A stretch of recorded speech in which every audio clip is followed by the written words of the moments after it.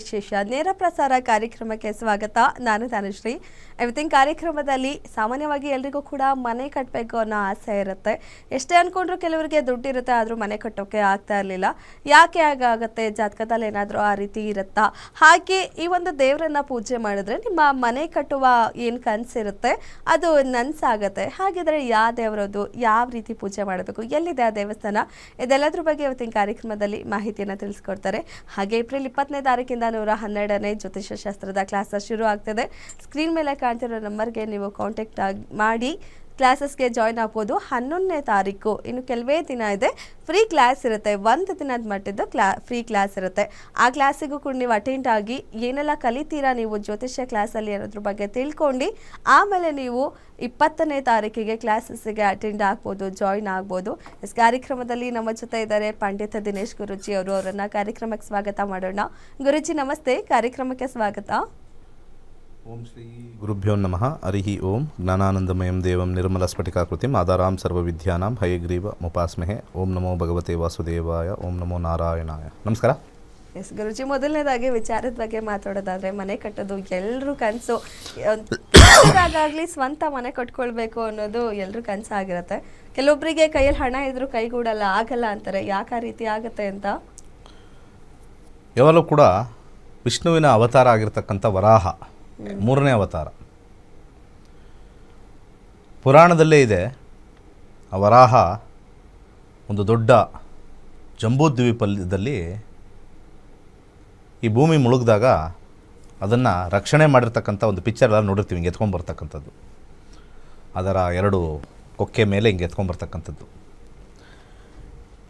ವಿಷ್ಣುವಿನ 3ನೇ ಅವತಾರ ಆಗಿರ್ತಕ್ಕಂಥದ್ದು ಭೂ ವರಾಹ ಸ್ವಾಮಿ. ಭೂ ಅಂತಂದರೆ ಭೂಮಿ, ಭೂಮಿಯನ್ನು ರಕ್ಷಿಸ್ತಕ್ಕಂಥ ವರಾಹ ಅಂದರೆ ವಿಷ್ಣು. ಯಾರ್ಯಾರಿಗೆ ಮನೆ ಕಟ್ಟೋದ್ರಲ್ಲಿ ಸ್ವಲ್ಪ ತೊಂದರೆ ಆಗಿರ್ತಕ್ಕಂಥದ್ದು, ಮನೆ ಕಟ್ಟೋ ವಿಚಾರದಲ್ಲಿ ಸ್ವಲ್ಪ ಹಿನ್ನಡೆ ಆಗ್ತಕ್ಕಂಥದ್ದು, ಹಾಗೆ ಮನೆ ಕಟ್ಟೋ ವಿಚಾರದಲ್ಲಿ ಜಗಳಗಳಾಗ್ತಕ್ಕಂಥದ್ದು, ಮಧ್ಯಕ್ಕೆ ನಿಂತಿರ್ತಕ್ಕಂಥದ್ದು, ಅಥವಾ ಯಾರು ಮನೆ ಕಟ್ಟಕ್ಕೆ ಶುರು ಮಾಡ್ತಾ ಇದ್ದಾರೆ ಅವ್ರಿಗೆಲ್ಲವೂ ಕೂಡ ಈ ಭೂ ವರಾಹ ಸ್ವಾಮಿ ಕಲ್ಲಳ್ಳಿ, ಮೈಸೂರು ಹತ್ರ ಇರ್ತಕ್ಕಂಥ ಒಂದು ಕಲ್ಲಳ್ಳಿ ಒಂದಿದೆ. ಹಾಗೆ ಈಗಿನ ವಿಚಾರದಲ್ಲಿ ನೋಡಬೇಕು ಅಂದರೆ ಬೇರೆ ಬೇರೆ ಕಡೆನೂ ಭೂವರಾಹ ಸ್ವಾಮಿಗಳು ಇದ್ದಾವೆ. ಬೂಕನಕೆರೆಯಲ್ಲೂ ಇದೆ. ದೇವರೆಲ್ಲ ಒಂದೇ ಕಡೆ ಅಲ್ವಾ? ಸಾಮಾನ್ಯವಾಗಿ ಮೈಸೂರು ಜಿಲ್ಲೆಯಲ್ಲಿ ಸ್ವಲ್ಪ ಕಲ್ಲಹಳ್ಳಿ ಅಂತ ಕರೀತಾರೆ. ಅಲ್ಲಿ ಭೂವರಾಹ ಸ್ವಾಮಿಗೆ ಸ್ವಲ್ಪ ಭೇಟಿ ಮಾಡ್ತಾರೆ. ಯಾರು ಈ ಭೂವರಾಹ ಸ್ವಾಮಿನ ಸ್ಮರಣೆ ಮಾಡ್ತಾರೆ, ಹಾಗೆ ಅವರ ಒಂದು ಪ್ರಾರ್ಥನೆ ಮಾಡ್ತಾರೆ, ಭೂಮಿ ದೋಷ ಅಂತ ಕರೀತಾರೆ ಶಾಸ್ತ್ರದಲ್ಲಿ. ಅಂದರೆ ಭೂದೋಷ. ಭೂದೋಷ ಅಂತಂದರೆ ನಾವಿರ್ತಕ್ಕಂಥ ಸ್ಥಳದಲ್ಲಿ ವಾಮಾಚಾರ ಆಗಿರ್ಬೋದು, ಯಾವುದೋ ಒಂದು ಕಾಲದಲ್ಲಿ ನಾವು ಮನೆ ಕಟ್ತಕ್ಕಂಥ ಜಾಗದಲ್ಲಿ, ಅಥವಾ ಯಾರೋ ಒಬ್ಬರು ಒಡೆದಾಡಿಕೊಂಡು ಗಲಾಟೆ ಮಾಡಿಕೊಂಡು ಆ ಜಾಗಕ್ಕೋಸ್ಕರ ಸತ್ತಿರ್ಬೋದು, ಅಥವಾ ಯಾರಾದರೂ ಅಲ್ಲಿ ಭಾಳ ಹಿಂದೆ ಯಾರಾದರೂ ಹೂಳಿರ್ಬೋದು ಆ ಜಾಗದಲ್ಲಿ. ಪ್ರಾಣಿಗಳು ಒಡೆದಾಡಿಕೊಂಡು, ವ್ಯಾಘ್ರ ಅಂತ ಹೇಳ್ತೀವಿ ನಾವು, ವ್ಯಾಘ್ರಗಳು ಜಗಳ ಆಡಿಕೊಂಡು ಒಂದಕ್ಕೊಂದಕ್ಕೆ ರಕ್ತ ಚೆಲ್ಲಿರ್ತಕ್ಕಂಥ ಜಾಗ ಇರ್ಬೋದಲ್ಲಿ. ಯಾಕಂದರೆ ಸಾವಿರಾರು ವರ್ಷಗಳು ಆ ಭೂಮಿ ನಾವು ಇವತ್ತು ತೊಗೊಂಡಿದ್ದೀವಿ ಅಂದರೆ ಹಿಂದೆ ಬದಿ ಖಾಲಿ ಇರಲಿಲ್ಲ. ಏನೋ ಒಂದು ಪ್ರಾಣಿ ಓಡಾಡಿರುತ್ತೆ, ಮನುಷ್ಯರು ಓಡಾಡಿರ್ತಾರೆ, ಇನ್ನೊಬ್ಬರು ಬಂದು ಓಡಾಡಿರ್ತಾರೆ. ಅಲ್ಲಿ ನೆಗೆಟಿವ್ ಬಂದಿರುತ್ತೋ ಪಾಸಿಟಿವ್ ಬಂದಿರುತ್ತೋ ಗೊತ್ತಿರಲ್ಲ. ಆ ಭೂಶುದ್ಧಿ ಅಂತಕ್ಕಂಥದ್ದು ನಾವು ಮೊದಲು ಶಾಸ್ತ್ರದಲ್ಲಿ ನಾವು ವಾಸ್ತು ಕಿಟ್ ಅಂತ ನಾವು ಮಾಡ್ತೀವಿ. ಅದರಲ್ಲಿ ಈ ಭೂವರಾಹ ಸ್ವಾಮಿಗೆ ಸಂಬಂಧಪಟ್ಟಿರ್ತಕ್ಕಂಥ ಒಂದು ಪದಾರ್ಥಗಳನ್ನು ಹಾಕಿ ಅದನ್ನು ಹಾಕಿಸ್ತೀವಿ. ಇದು ಒಂದು ಕಡೆ ಭೂಶುದ್ಧಿಗೆ ಅದು ಮಾಡ್ತೀವಿ. ಹಾಗೆ ದೇವರ ಮೊರೆ ಹೋಗಬೇಕು. ನಾವು ದೇವರ ಮೊರೆ ಹೋಗಬೇಕು ಅಂತಂದಾಗ ನಮಗೆ ಅನುಕೂಲಕರವಾಗಿರಬೇಕು. ಕಟ್ಟತಕ್ಕಂಥದ್ದು ನಿರ್ವಿಘ್ನವಾಗಿ ಕಟ್ಟಬೇಕು. ಹಾಗೆ ಯಾವುದೇ ರೀತಿಯಾಗಿರ್ತಕ್ಕಂಥ ತೊಂದರೆ ಆಗಬಾರ್ದು.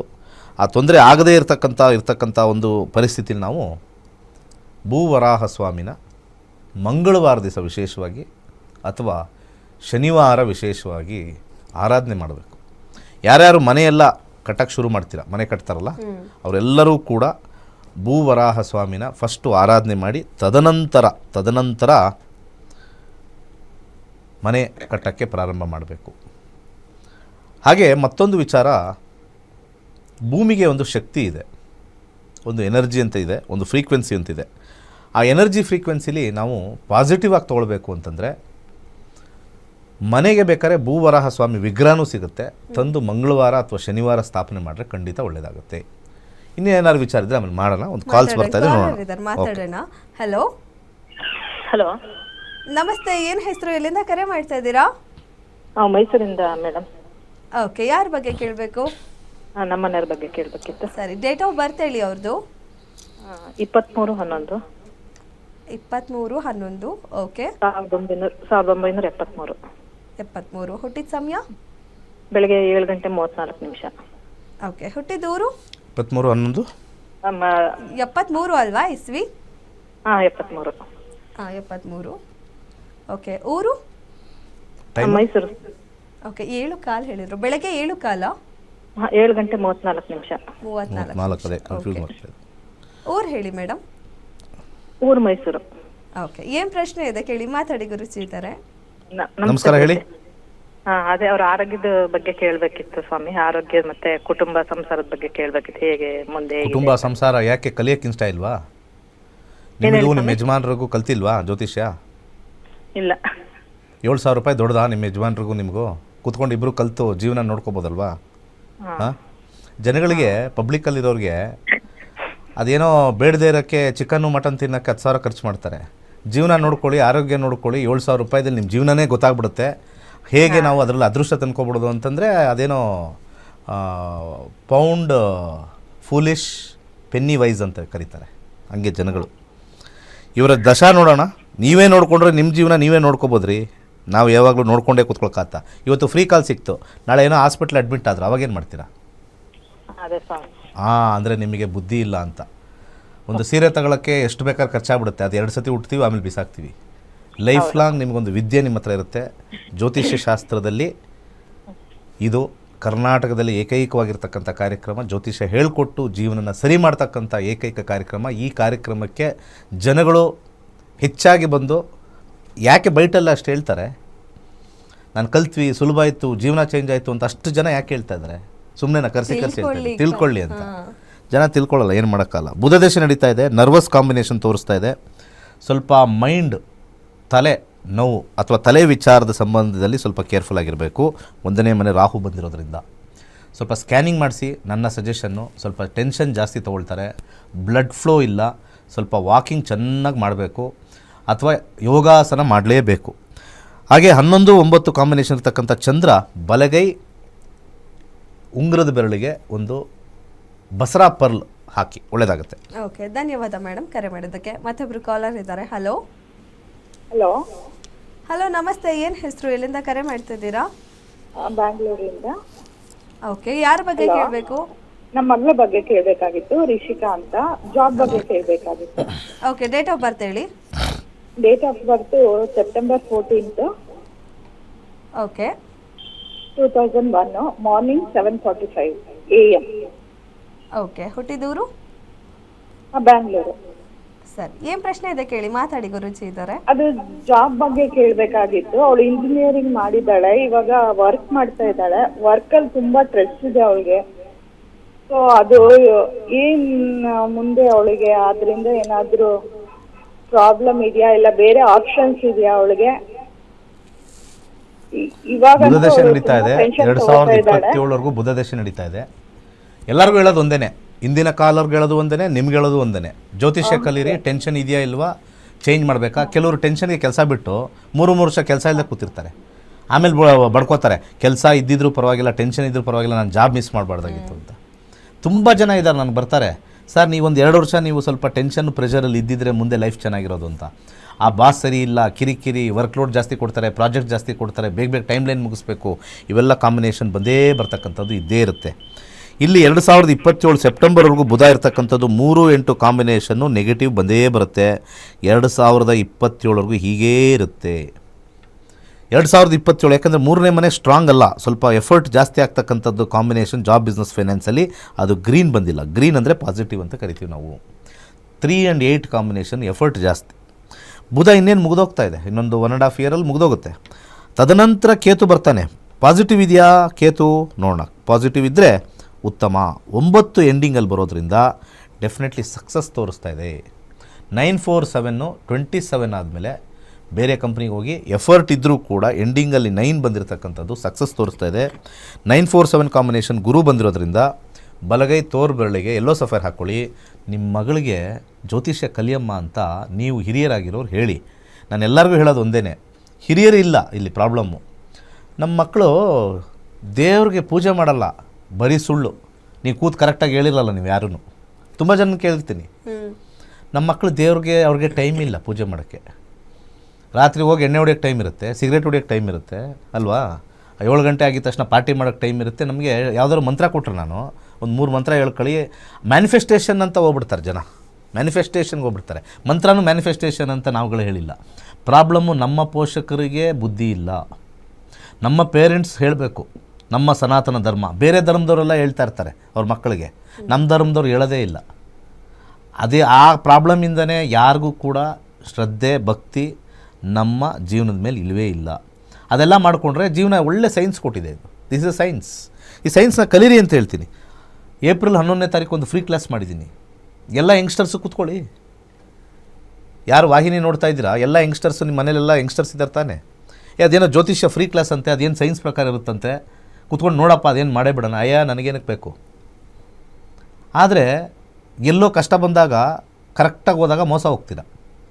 ದುಡ್ಡು ಹಾಕ್ಬಿಟ್ಟು ಟೋಪಿ ಹಾಕ್ತಾರೆ, ಆವಾಗ ಜ್ಯೋತಿಷ ಸುಳ್ಳು ಅಂತ ಬಂದುಬಿಡ್ತೀರ.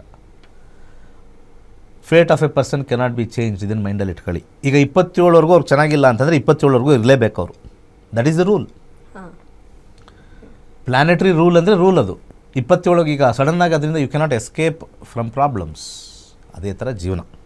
ಓಕೆ ಗುರುಜಿ, ಮುಂದುವರ್ಸೋಣ, ಬ್ರೇಕ್ ತಗೊಳ್ಳೋಣ. ಜ್ಯೋತಿಷ್ಯ ಶಾಸ್ತ್ರದ ಕ್ಲಾಸಸ್ಸಲ್ಲಿ ನೀವು ಯಾವೆಲ್ಲ ವಿಚಾರಗಳ ಬಗ್ಗೆ ತಿಳ್ಕೊಳ್ತೀರಾ ಅನ್ನೋದ್ರ ಬಗ್ಗೆ ಈ ವಿಡಿಯೋದಲ್ಲಿ ಸಂಪೂರ್ಣವಾಗಿದೆ, ನೋಡ್ಕೊಂಡು ಬನ್ನಿ.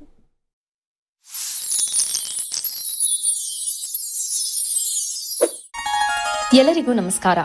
ವೈಜ್ಞಾನಿಕ ತಂತ್ರಜ್ಞಾನವನ್ನು ಒಳಗೊಂಡಿರುವ ನಕ್ಷತ್ರ ನಾಡಿ ಜ್ಯೋತಿಷ್ಯ ತರಗತಿಗಳಿಗೆ ಸುಸ್ವಾಗತ.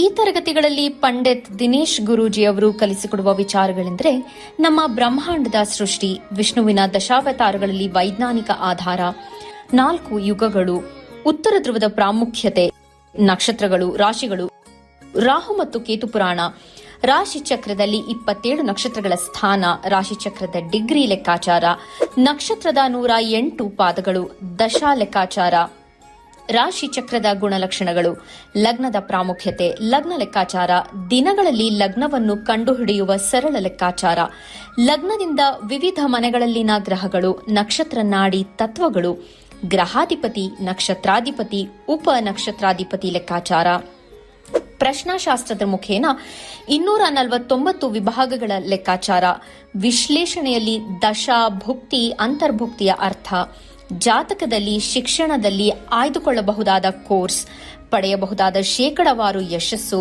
ಉದ್ಯೋಗ ಅಥವಾ ವ್ಯವಹಾರದಲ್ಲಿ ಕ್ಷೇತ್ರದ ಆಯ್ಕೆ, ವ್ಯವಹಾರದಲ್ಲಿ ಯಶಸ್ಸಿನ ಲೆಕ್ಕಾಚಾರ, ಮದುವೆ ವಿಚಾರದಲ್ಲಿ ಸಂಯೋಗಗಳು, ತೊಂದರೆಗಳು, ವಿಚ್ಛೇದನ, ಸಂತಾನದಲ್ಲಿ ತೊಂದರೆಗಳು, ವಿಳಂಬವಾಗುವುದು, ಆಸ್ತಿ ಅಥವಾ ವಾಹನ ಖರೀದಿಯಲ್ಲಿನ ಸಮಯವನ್ನು ತಿಳಿಯುವುದು, ಆರೋಗ್ಯ ವಿಚಾರಗಳಲ್ಲಿ ಶುಭ ಅಶುಭ ಸಮಯದ ಲೆಕ್ಕಾಚಾರ, ಆರೋಗ್ಯ ಸಮಸ್ಯೆಗಳು ಉಂಟಾಗುವ ಸಮಯ ಮುಂತಾದ ವಿಚಾರಗಳ 3 ಹಂತಗಳಲ್ಲಿ ಶುಭ ಅಶುಭ ಸಂಯೋಗಗಳ ವಿಭಜನೆ, ಪವರ್ ಪೊಸಿಷನ್, ಪುಷ್ಪಲ್ ಸಿದ್ಧಾಂತ, ಗೋಚಾರದ ವಿಶ್ಲೇಷಣೆ, ಆಯ್ದ ಸೆಲೆಬ್ರಿಟಿಗಳ ಜಾತಕಗಳ ವಿಶ್ಲೇಷಣೆ, ಪರಿಹಾರಗಳು, ರತ್ನಗಳು, ರುದ್ರಾಕ್ಷಿಗಳು, ಮಂತ್ರ, ಕಲರ್ ಥೆರಪಿ, ದಾನದ ಪರಿಕಲ್ಪನೆ, ಇನ್ನು ಅನೇಕ ವಿಚಾರಗಳ ಬಗ್ಗೆ ಅತ್ಯಂತ ಸರಳವಾಗಿ ಗುರೂಜಿಯವರು ತರಗತಿಯಲ್ಲಿ ಕಲಿಸಿಕೊಡುತ್ತಾರೆ.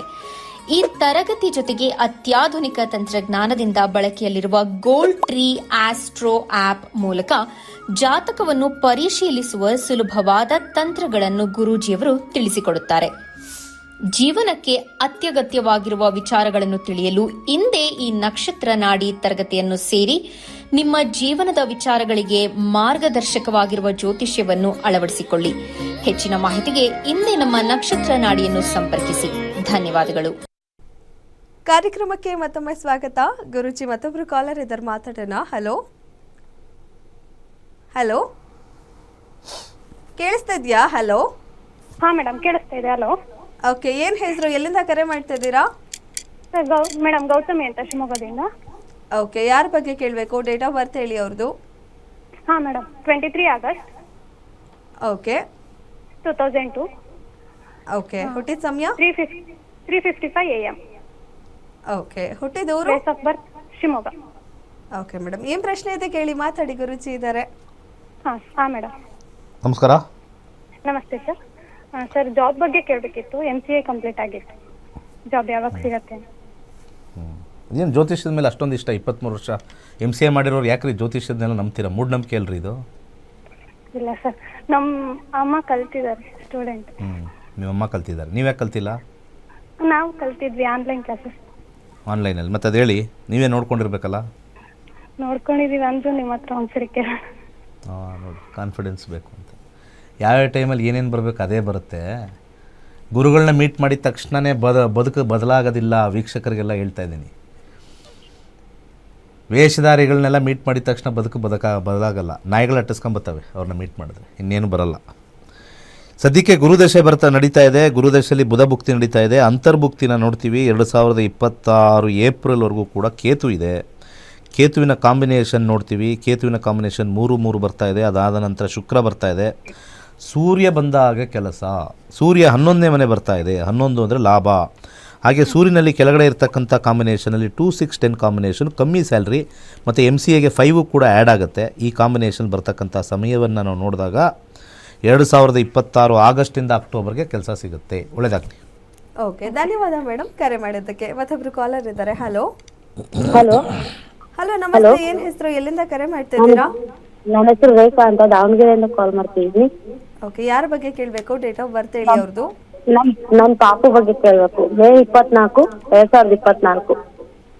ಓಕೆ, ಮೇ 24, 2024. ಹುಟ್ಟಿದ ಸಮಯ? ಹುಟ್ಟಿ ಸಮಯ ಬೆಳಗ್ಗೆ 6:30. ಓಕೆ, ಹುಟ್ಟಿದೂರು? ದಾವಣಗೆರೆನೆ ಹಾಸ್ಪಿಟಲ್. ಬೆಳಗ್ಗೆ 6:30ನಾ? ಹಾಂ, ಹಾ ದಾವಣಗೆರೆ. ಏನು ಕೇಳಬೇಕಾಯ್ತು? ಸರ್, ನಿಮ್ಮ ಹತ್ರಕ್ಕೆ ಹೆಸರು ಇಡ್ಬೇಕು ಅಂತ ನನ್ನ ಪಾಪುಗೆ ಹೆಸರು ಇಟ್ಟಿಲ್ಲ ಸರ್. ಯಾವ ಅಕ್ಷರದಿಂದ ಹೇಳ್ಬೇಕು ಅಂತ ಪ್ರತಿದಿನ ಟ್ರೈ ಮಾಡ್ತಾ ಇದೀನಿ. ಕಾಲ್ ಸಿಕ್ಕಿಲ್ಲ. ಇವತ್ತ ನೊಬ್ಬ ಕಾಲ್ ಸಿಕ್ಕಿದೆ, ತುಂಬಾ ಖುಷಿ ಆಯ್ತು. ಹುಡುಗನ ಹುಡುಗಿನ? ಹುಡುಗ ಸರ್. ಎನ್ನಿಂದ ಇಡಬೇಕಲ್ಲಮ್ಮ? ಎನ್ನಿಂದ ಇಡ್ಬೇಕಾ ಸರ್? ಹಾಂ, ಏನು ಬೇಕಾದ್ರೆ ನೀವೇ ಒಂದು ಹೆಸರು ಹೇಳಿ ಸರ್. ನಿಮ್ಮ ಹೆಸರನ್ನ ಹೆಸರು ಇಡ್ಬೇಕು ಅಂತ ನಾಮಕರಣ ಕೆಲಸ ಮಾಡಿಲ್ಲ. 1 ವರ್ಷದಿಂದ ನಿಮ್ ಕಾಲ್ ಟ್ರೈ ಮಾಡ್ತಾ ಇದೀನಿ. ಕಾಲೇ ಸಿಕ್ತಿರ್ಲಿಲ್ಲ, ಇವತ್ತು ಸಿಕ್ಕಿದೆ. ಈಗ ನೋಡಿ, ಸಾಫ್ಟ್ವೇರಲ್ಲಿ ಬೇಕಾದಷ್ಟು ಹೆಸರುಗಳು ಸಿಗ್ತವೆ. ನಿಮ್ಮ ಯಜಮಾನ್ರಿಗೂ ಚೆನ್ನಾಗಾಗಬೇಕು ಅಲ್ವಾ? ಹೌದು. ನಿವಾಸ್ ಅಂತ ಇಡಿ, ಚೆನ್ನಾಗಿದೆ. ನಿವಾಸ್ ಅಂತ ಸರ್? ಸೂಪರ್ ಆಗಿರುತ್ತೆ. ನಿವಾಸ್, ನಿಹಾಳ್, ಎಷ್ಟು ಬೇಕಾದ್ರೆ ಇಡಿ. ನಿಹಾಳು, ನಿವಾಸ್ ಚೆನ್ನಾಗಿರುತ್ತೆ. ನೆಮ್ಮದಿಯಾಗಿರ್ತಾರೆ, ಟೆನ್ಷನ್ ಇರಲ್ಲ. ಓಕೆ, ಒಳ್ಳೇದಾಗಲಿ. ಓಕೆ, ಧನ್ಯವಾದ ಮೇಡಮ್ ಕರೆ ಮಾಡಿದ್ದಕ್ಕೆ. ಮತ್ತೊಬ್ರು ಕಾಲರ್ ಇದ್ದಾರೆ. ಹಲೋ ಹಲೋ ನಮಸ್ತೆ. ಏನು ಹೆಸರು, ಎಲ್ಲಿಂದ ಕರೆ ಮಾಡ್ತಾ ಇದ್ದೀರಾ? ಮದ್ದೂರಿಂದ ಲಕ್ಷ್ಮಿ ಅಂತ. ಓಕೆ, ಯಾರ ಬಗ್ಗೆ ಕೇಳಬೇಕು? ಡೇಟ್ ಆಫ್ ಬರ್ತ್ ಹೇಳಿ. ನನ್ನ ಮಗಳ ಬಗ್ಗೆ ಕೇಳಬೇಕಿತ್ತು. 2/11/2000. ಓಕೆ, ಹುಟ್ಟಿದ ಸಮಯ? ಮಧ್ಯಾಹ್ನ 1:43. ಊರು? ಮದ್ದೂರು. ಓಕೆ, ಏನು ಪ್ರಶ್ನೆ ಇದೆ ಕೇಳಿ, ಮಾತಾಡಿ, ಗುರುಜಿ ಇದ್ದಾರೆ. ನಮಸ್ಕಾರ. ಯಾವ ವಿಚಾರದಲ್ಲಿ ನೋಡಬೇಕು? ನಮಸ್ಕಾರ ಗುರುಜಿ. ಅವಳು ಉದ್ಯೋಗದ ಬಗ್ಗೆ ಕೇಳಬೇಕಿತ್ತು ಗುರುಜಿ. ಉದ್ಯೋಗ ಸೇರಿದಾರಾ, ಸೇರಿಲ್ವಾ, ನೆಕ್ಸ್ಟ್ ಚೇಂಜ್ ಮಾಡಬೇಕಾ? ಇಲ್ಲ, ಓದ್ತಾ ಇದ್ದಾಳೆ ಗುರುಜಿ. ಇಂಜಿನಿಯರ್ ಮುಗ್ದಿದೆ, ಕಾಂಪಿಟೇಟಿವ್ ಓದ್ತಾವಳೆ. ಮೇಗೆ ಎಕ್ಸಾಮ್ ಇದೆ, UPSC. ಮತ್ತೆ ಉದ್ಯೋಗ ಅಂತ ಇರ್ತೀರಾ? ಅದೇ ಕೆಲ್ಸಕ್ಕೋಸ್ಕರ ಓದ್ತಾ ಇದ್ದಾಳೆ ಗುರುಜಿ. ನನ್ನ ಪ್ರಕಾರ ಕಾಂಪಿಟೇಟಿವ್ ಎಕ್ಸಾಮ್ಗೆ ಹೋದರೆ ಅವರ ಜೀವನನ ಹಾಳು ಮಾಡ್ಕೋತಾರೆ. ಯಾಕೆ ಅಂತಂದರೆ ಇಲ್ಲಿ ಅವರ ಕಾಂಬಿನೇಷನಲ್ಲಿ 6ನೇ ಮನೆ, 10ನೇ ಮನೆ, 11ನೇ ಮನೆ ಬರಬೇಕು. ದಶಾದಲ್ಲಿ 5 ಇದೆ, 8 ಇದೆ. ಒಳ್ಳೆ ಕೆಲಸ ಸಿಕ್ಕಿರ್ತಕ್ಕಂಥ ಸಾಧ್ಯತೆ ಇದೆ. ಅವರು ಯಾವಾಗ ಏನು ಓದಿರೋದಂದರೆ ಇಂಜಿನಿಯರ್ ಆಗಿದ ತಕ್ಷಣ ಕೆಲಸ ಸಿಕ್ಕಿರ್ತಕ್ಕಂಥ ಸಾಧ್ಯತೆ ತೋರಿಸ್ತಾ ಇದೆ. ಕೆಲಸ ಸಿಕ್ಕಿಲ್ವಾ ಆಗಿದ ತಕ್ಷಣ? ಆಗಿಲ್ಲ ಗುರುಜಿ, ಕೆಲಸ ಆಗಿಲ್ಲ. ಅದಕ್ಕೆ ಮತ್ತೆ ಯಾಕೆ ಇದಕ್ಕೆ ಹೋದ್ರು, IASಗೆ ಹೋದ್ರು? ಅದೇ ಇದು ಓದ್ತೀನಿ ಅಂದ್ಬಿಟ್ಟು ಅವಳು ಹೋಗಿದ್ದಾಳೆ. ಅವರೆಲ್ಲಿದ್ದಾರೆ ಈಗ?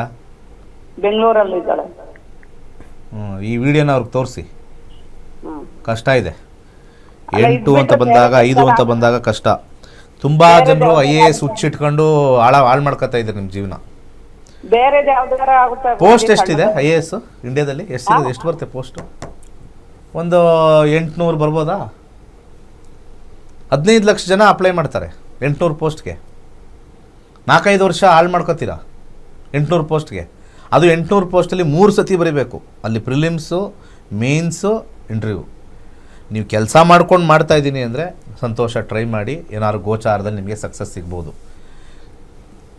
ಕರಿಯರ್ನ ಬಿಟ್ಬಿಟ್ಟು ಮಾಡಿರ್ತಕ್ಕಂಥವ್ರೆಲ್ಲ ನನ್ನ ಹತ್ರ 3-4 ವರ್ಷ ಆದಮೇಲೆ ಬಂದವರೇ ಓತ್ಲಾ ಹೊಡ್ಕೊಂಡು ಮನೆಯಲ್ಲಿ ಇಂಟರ್ನೆಟ್ ಮಾಡಿಕೊಂಡು ಇಂಜಿನಿಯರಿಂಗಲ್ಲಿ ರ್ಯಾಂಕ್ ತಕ್ಕೊಂಡು CGAPS ಕೋರ್ಸ್ ಚೆನ್ನಾಗಿ ಮಾಡಿ ಮಲ್ಕೊಂಡಿದ್ದಾರೆ ಮನೇಲಿ.